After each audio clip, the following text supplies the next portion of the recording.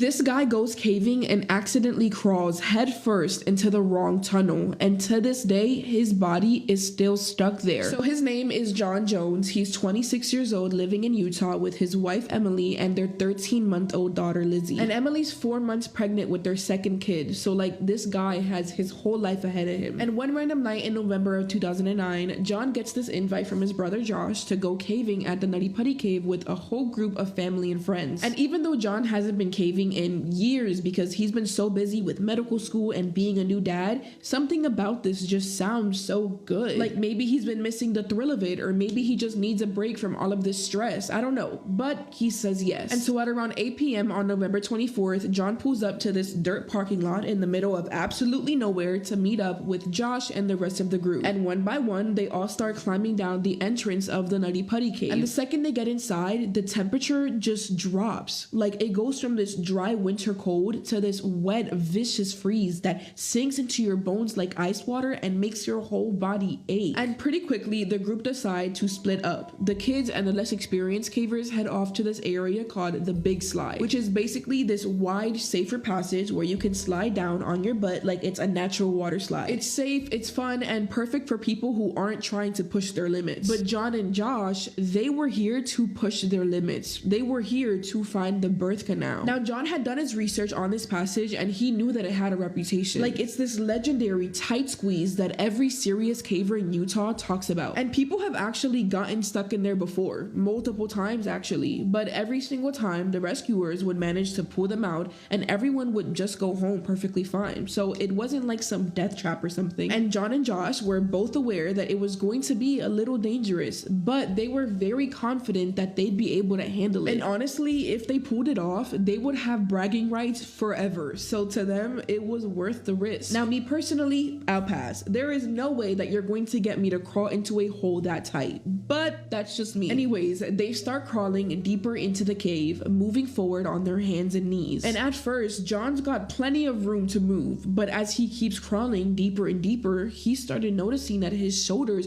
were now scraping against both walls of the cave. And the ceiling was getting so low that he had to duck his head down and turn it sideways in this really uncomfortable position just to be able to keep squeezing through. But that's not even the worst part, because the walls of the cave were now pressing against his chest, and every time he tried to take a breath, he could feel the rock pushing back against his ribs, making it harder and harder to fully expand his lungs. Like imagine trying to breathe with someone sitting on your chest. That is what it felt like. But John just kept telling himself that this was normal. This is just what caving is like when you're going through these really challenging passages. And so he kept reminding